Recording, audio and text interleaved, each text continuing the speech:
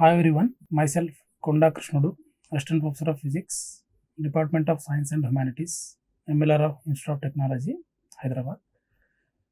In continuation to previous class, today we are going to discuss about band theory of solids. Particularly, in that we are going to discuss energy band formation as well as classification of solids. Coming to overview of today's presentation, today we are going to discuss about the two topics. One is origin of energy band formation in solids, and the second one is classification of solids into conductors, semiconductors and insulators. So these two topics are very much interrelated with one another. That's why these two topics I have taken in one session. Now, so before going to discuss about those topics, first of all we need to know about the structure of an atom. We need to know actually what is an atom. So we know every substance is made up of atom. It may be a solid, liquid or gas. Every substance is made up of its basic constituents called atom. So in the case of solids, particularly what we are talking here about is solids. In the case of solids, there will be tightly packed arrangement of atoms. So about one of such atom we are going to discuss here. Atom consists of a central hard core called nucleus. Atom consists of a central hard core called nucleus. So nucleus contains protons and neutrons. Nucleus contains protons and neutrons. Protons possess positive charge, whereas neutrons possess neutral charge or zero charge, and hence nucleus of atom possesses positive charge. Whereas around the nucleus of atom, electrons revolves in certain permitted orbits. So here those orbits are indicated as K, L, M, N and so on. So these are electrons. So there exists electrons in each orbit, and there is a limitation in each orbit about the number of electrons. It is in accordance with 2n square formula, where n is principal quantum number having integer values. In the case of first orbit, it contains 2 electrons, that is 2 into 1 square. In the case of second orbit, there exists 8 electrons, 2 into 2 square, that is equal to 8. So like that, distribution of electrons takes place around the nucleus in certain permitted orbits. So finally we can say that atom is electrically neutral. There exists equal number of positive and negative charges in the case of an atom. Okay, now so many electrons are there revolving around the nucleus of atom in certain permitted orbits. Among them, the electrons which are close to the nucleus of atom are tightly bound to the nucleus of atom because of the strong attractive force between the nucleus and those electrons. And whereas the electrons in the outermost orbit are called valence electrons. Valence electrons are not tightly bound to the nucleus of atom because they are in the outermost orbit. So electrons in the outermost orbit of an atom is called valence electrons. These valence electrons plays an important role in determining so many properties. Now, so with this basic knowledge, we are going to discuss about the first topic of today's session, that is origin of energy band formation in solids. Out of 3 states of matter, particularly now we are going to discuss about solids. So in that, how energy band formation is taking place. So that is the task now. We are seeing one diagram here. Consider an isolated atom first. In the case of isolated atom, as we discussed just now, we have to talk about its individual energy levels like this. What happens when those atoms are brought closer together, where the 2 atoms are at larger distance, so there will be no effect among them, but when they come closer, what happens? We can see here, overlapping of valence orbitals takes place. So what will be there in the valence orbitals? Valence electrons will be there. So electron actually it is a particle. When as it is moving around the nucleus, it is considered as a wave. So that has wave function. Wave function has some energy levels. So like that, what happens is, when 2 atoms overlapping of valence orbitals takes place. As a result of that, energy levels corresponding to the valence electrons of the two atoms will splits. So like that we can see here splitting of energy levels. Now when we consider the case of three atoms, so further splitting takes place like this. When we consider a solid of n atoms, in that case what happens, that splits into n levels of energy. N levels of energy means all those energy levels are almost very close to one another and they will form a band. So this is blue color where we are seeing, it is called energy band. So energy band is nothing but collection of a series of closely packed energy levels. Is called energy band. This energy band formation is taking place as a result of tightly packed nature of atoms in the case of solids. The same what we discussed here we can observe through this graph where we have drawn by taking energy on y-axis and interatomic distance on x-axis. Now when we take two atoms, as I told, when two atoms are far apart, in that case there will be no interaction between them. Interaction there will be no attractive or repulsive force between them. But when they come closer, that is the case of this point. This is distance from small value to large value. At larger distance there will be no interaction between the atoms, but when they come closer, at one point the distance between the two will be like this. The distance between the two atoms at this point is called equilibrium distance, denoted by R0. At this equilibrium distance, what happens? Splitting will take place. Overlapping of valence orbital starts. As a result of that, splitting of energy levels takes place. So this is that point. This is the point which is called equilibrium distance. At equilibrium distance, overlapping takes place. As a result of that, splitting of energy levels starts. So further, if they comes closer, in that case, as we discussed earlier, those energy levels which are splitted will almost form a continuous band called energy band. That is how energy band formation takes place. Now, so after knowing how energy band formation takes place, after knowing formation of energy band, we are going to discuss the next immediate topic, what is called classification of solids into conductors, semiconductors and insulators. So based on the just now we discussed how energy band formation takes place. Among them, the two important bands are valency band and conduction band. Valency band is nothing but the band which is formed as a result of series of energy levels of valency electrons, whereas conduction band is nothing but collection of energy levels corresponding to conduction electrons. So the two important bands in solids are valency band and conduction band, and the distance between them is called energy gap. It is better to call energy difference. Energy difference between valency band and conduction band is called energy gap. So the lower band is valency band, the upper band is conduction band. The distance between them is called energy gap, or energy difference between the two bands is called energy gap. So energy gap is denoted by capital E suffix G here. So based on the amount of energy gap,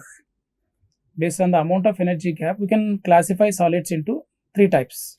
They are conductors, semiconductors and insulators.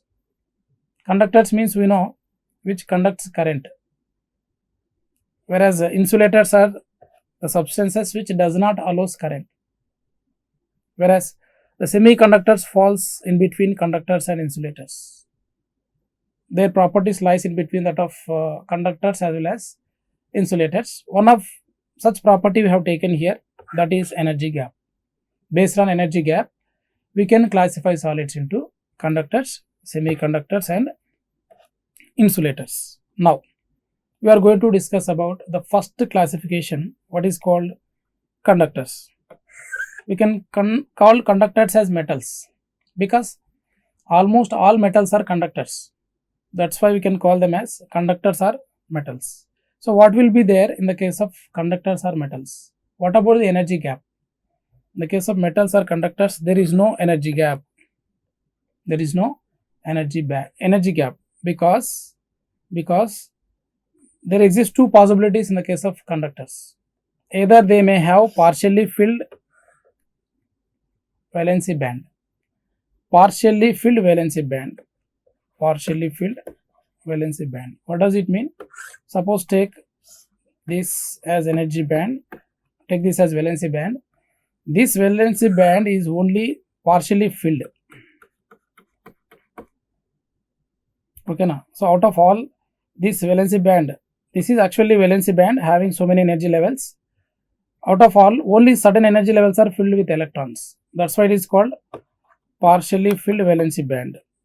So metals, some kind of metals or conductors have this type of situation. They have partially filled valency band. In that case, what happens is, even if you supply a small amount of external energy, electrons in the filled bands can easily move from filled levels to unfilled levels, so that current conduction takes place. That is one possibility. And there is another possibility. Metals may also have overlapping of completely filled valency band with partially filled conduction band. So what this is the lower band, that is called valency band. This is the upper band, what is called conduction band. In this case, valency band is completely filled. Completely filled means the valency band is completely filled with electrons. Whereas if you take conduction band is partially filled.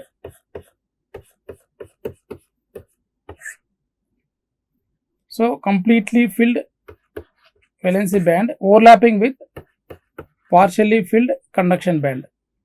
So in this case also there is a possibility for electrons to move from valency band to conduction band when we supply a small amount of external energy. So because of that, conductors conducts current. Movement of free electrons from valency band to conduction band in the case of conductors make them to conduct current. So many examples are there. Very familiar examples have taken here: copper, silver, gold, aluminum. So almost all metals we can take under the category of conductors. That is about the first classification of solids based on energy gap, called conductors, where they don't have energy gap.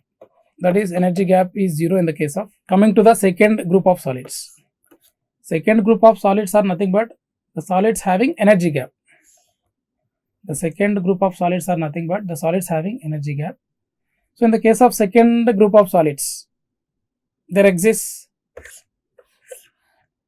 completely filled valency band and there exists completely empty conduction band. Completely filled valency band means I can show like this. Completely empty conduction band means I can leave like this. So in the case of second group, there exists completely filled valency band and as well as completely empty conduction band. So here two possibilities are there. They may be either insulators or semiconductors. The situation is same in both the cases. They have completely filled valency band, completely filled valency band, completely empty conduction band. So both of them possess energy gap. If the energy gap is very small, of the order of 1 to 2 electron volts, if the energy gap is very small, of the order of 1 to 2 electron volts, so those materials are called semiconductors. So we can, in the case of semiconductors, energy gap is moderate. It is around 1 to 2 electron volts.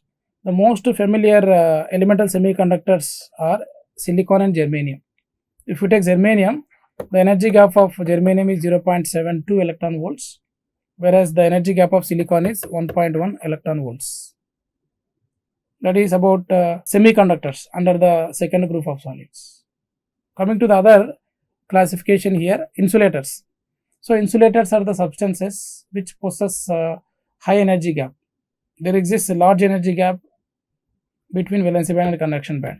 This energy gap will be around 5 to 10 electron volts.